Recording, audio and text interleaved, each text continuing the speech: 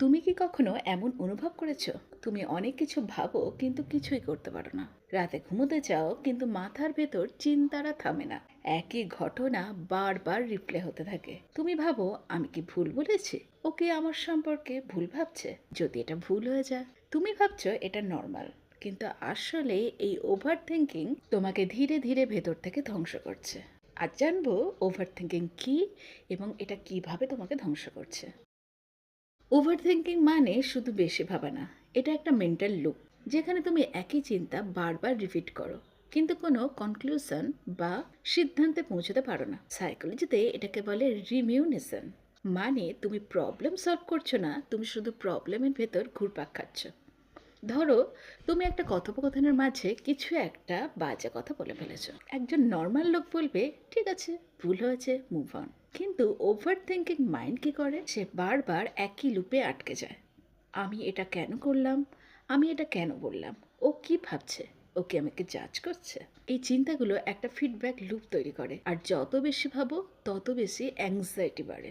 Over thinking তোমার ব্রেনকে একটা dangerous প্যাটার্নে নিয়ে যায়, যাকে বলে নেগেটিভ সেলফ। মানে তুমি নিজের সাথে নেগেটিভ কথা বলা শুরু করো। আমি যথেষ্ট ভালো না, আমি সব কিছু মেস আপ করি। একটা ছোট্ট মিস্টেক তোমার মাথায় একটা কগনিটিভ ডিস্টরশন তৈরি করে, যেখানে তুমি ভাবো আমি সবসময় ব্যর্থ। কিন্তু সত্যি কথা কি জানো, তোমার মাইন্ড শুধুই তোমাকে একটা ভুল গল্প শোনাচ্ছে। রাতে যখন তুমি একা থাকো, তোমার ব্রেন তোমাকে হাইপার অ্যাক্টিভ করে দেয়। মানে তোমার বডি ঘুমাতে যায় কিন্তু মাইন্ড অ্যালার্ট মোডে থাকে। অতীতের রিগ্রেট আর ভবিষ্যতের অ্যাংজাইটি, এই দুটো মিলে তোমার ব্রেনকে ডেঞ্জার মোডে রাখে। ফলাফল, তুমি ঠিকমতো ঘুমোতে পারো না, সকালে উঠে মেন্টালি ড্রেন্ড লাগে। ওভার থিঙ্কিংয়ের সব থেকে ডেঞ্জারাস পার্ট হলো তুমি সত্যিটাকে দেখো না, তুমি নিজের বানানো গল্পেই বিশ্বাস করো। এটাকে বলা হয় কগনিটিভ বায়াস। ও রিপ্লাই দেয়নি, তার মানে হলো ও আমাকে ইগনোর করছে। ও কম কথা বলছে, তার মানে হলো ও আমাকে পছন্দ করে না। কিন্তু সত্যিটা কি আদৌ এটা?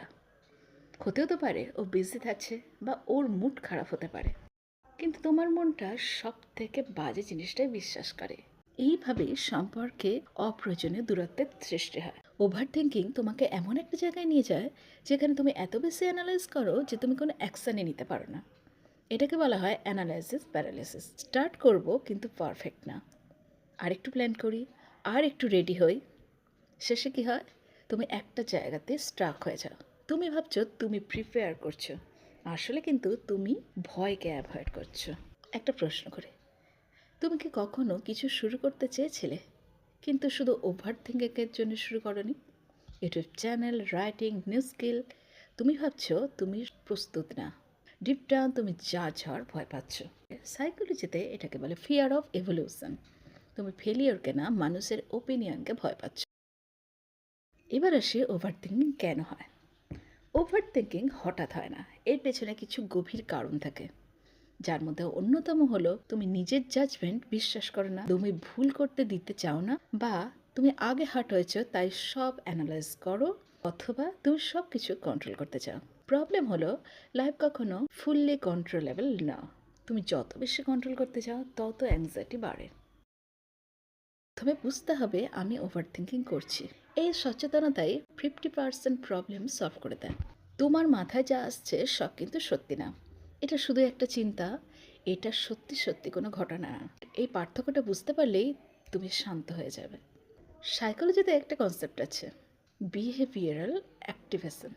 মানে আগে কাজ করো, এর থেকেই কিন্তু মোটিভেশন এসে যাবে।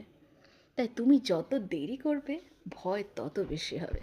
সব কিছু প্রেডিক্ট করা সম্ভব না, ভুল হবে, লোকজন জাজ করবে, এটাই লাইফ। তুমি কন্ট্রোল ছাড়লে মাইন্ড কিন্তু শান্ত হয়ে যাবে। তোমার মন একটু বেশি প্রোটেক্ট করতে গিয়ে ওভার রিয়াক্ট করছে, কিন্তু এখনও সময় আছে কন্ট্রোল ফিরিয়ে নেওয়ার। তুমি তোমার চিন্তা না, তুমি সেই মানুষ যে চিন্তাকে অবজার্ভ করতে পারে। আজ থেকে একটা ছোট্ট অ্যাকশান নাও, পারফেক্ট না হলেও শুরু করো। কারণ লাইফ চেঞ্জ হয় অ্যাকশন দিয়ে, ওভার থিঙ্কিং দিয়ে না।